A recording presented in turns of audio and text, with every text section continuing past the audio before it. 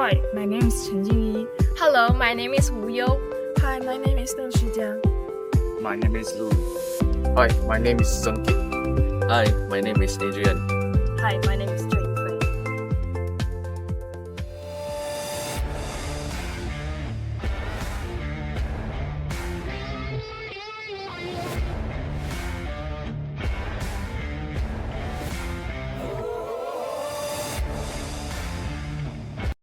The topic we are going to explore today is the impact of social media on adolescent mental health. WeChat friend circles, YouTube diverse content, and the TikTok short video feeds. Digital social media has become deeply embedded in contemporary adolescent daily life, acting as a primary channel for information access and social connection. Yet beneath this convenient information ecosystems, complex, intractable challenges have emerged. A 2025 Common Sense Media report notes adolescent average daily media usage has reached 7 hours 58 minutes, 1 hour 8 minutes rise since 2015. A JAMA study found that teens using social media over 3 hours daily faced a 60% higher risk of anxiety or depression, confusing excess exposure eroded mental health by worsening psychology, distress, and reshaping behaviors. The inquiry into social media mental health impact carries profound academic and practical significance. Beyond rising mood disorder, platform-specific logic drive different effects on emotion regulation, where virtual interaction may blunt in-person social competence. Echo in programmatism and confusion aesthetic. This research examines teach-driven shifts in teens' information behaviors, aim to establish a practical foundation for usage guidelines. Its findings will enable stakeholders to design balanced rules and help adolescents reconcile online connectivity with holistic development, forcing healthy transition to adulthood. Hello, I will conduct a brief interview. What new forms of human social interaction have emerged after technology broke through the constraints of time and space? The presence of portable internet-connected devices provides a platform for people to communicate whenever and wherever they want. These easy accesses have significantly improved the frequency of interaction. Furthermore, technological advances enable ways of interaction that have never occurred before. Platforms like TikTok and X create a social interaction circle, which can build its connections with multiple individuals at the same time. However, this kind of connectivity is not as strong as we thought, as the universality of information contradicts its quality, and bonds built by this interaction way become increasingly fragile. We have touched on tech's effects on social life and decisions. Now let's focus on teens' mental health. Social media's impact here is undeniable. Next, let's hear what students have to say about its specific psychological effects. Hi, can I ask you a question? Contact the interview. Yeah. Does experience affect mental health? Yes, I think spending more than 5 hours a day on TikTok may find some connect like 10 days crash diet. It's way disturbing team's values, and it replaces the family dinner or soccer practice, leading to loneliness and low self-esteem or anxiety. Do social media algorithms worsen mental health? How? Absolutely. Algorithms prioritize attention are not overwhelming, using infinity scroll to trigger addiction and keep them updates and skipping in-person interactions and causing isolation.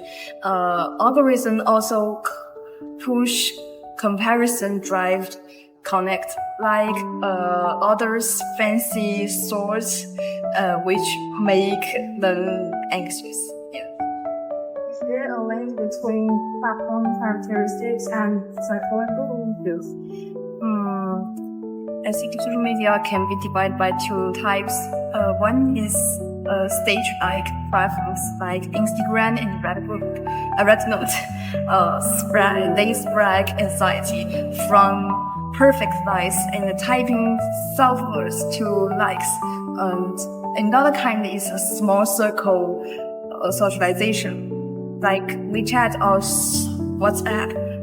They force conformity to avoid execution. Both make teams overfocus on the option and disengage from the real life. Yeah. While Instagram, TikTok, and X enable global connection and a diverse daily experience, they also bring drawbacks. These include algorithm-driven addiction, distorted values, and obsession with virtual achievement, all of which pose notable threats to people's mental health. Next, I'd like to invite Bunu to give a presentation on this section. Nowadays, many people use different social softwares to connect people all around the world. Instagram, TikTok, and X are the three popular applications among them. These three apps play different roles in our daily life. We often post perfect photos and appreciate high-quality lives of others on the Instagram, while we usually use TikTok to release funny videos and watch videos which can relax our mind. Different from these, X is a platform where we can acquire news quickly and express our own opinions about the world. These apps provide us a convenient way to explore the world.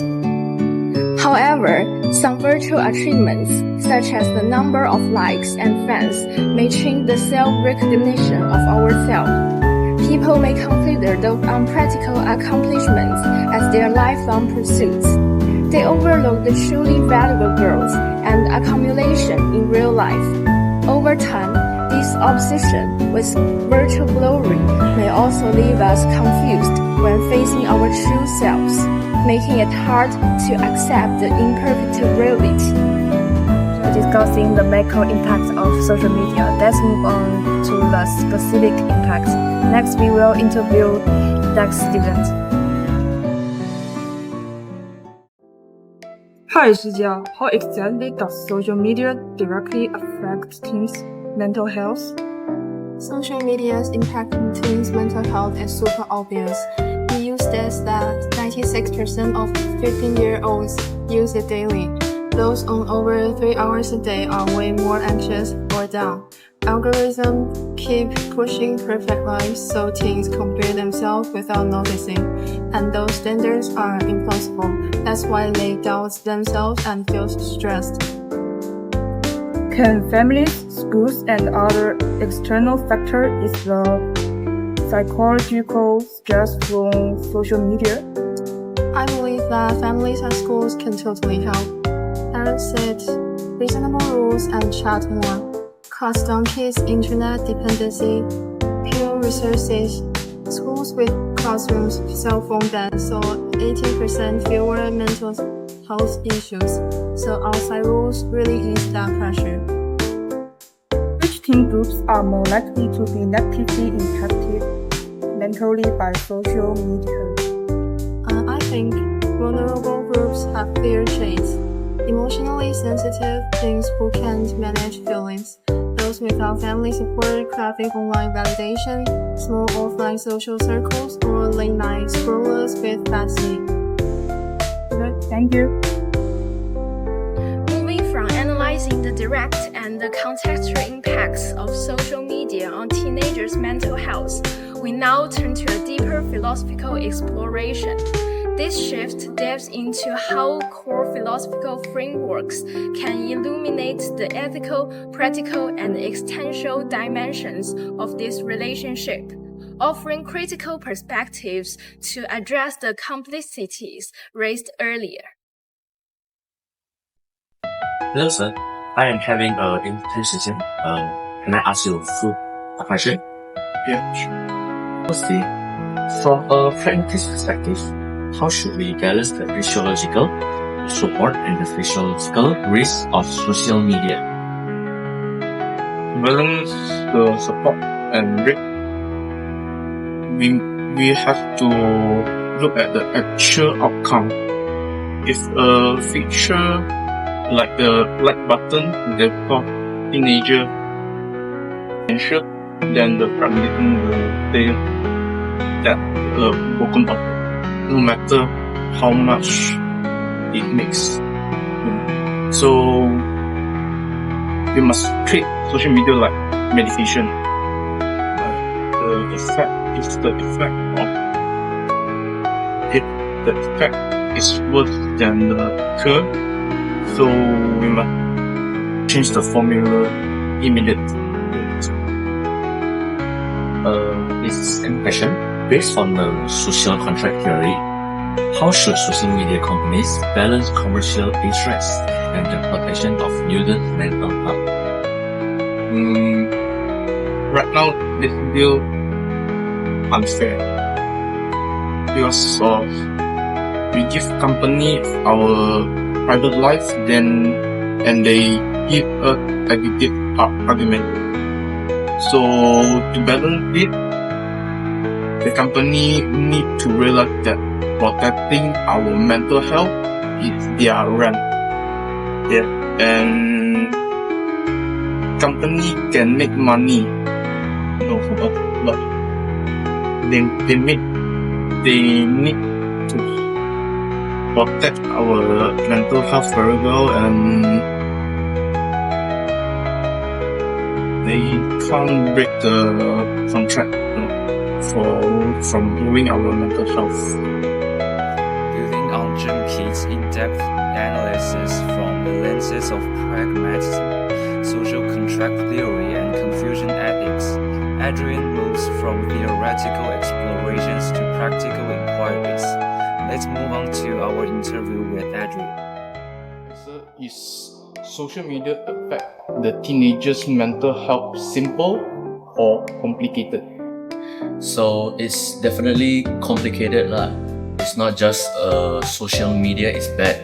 It's a mix of things like which app you use, how the apps are designed to keep you scrolling, and how much you use them, how much the apps change your life and affects your life.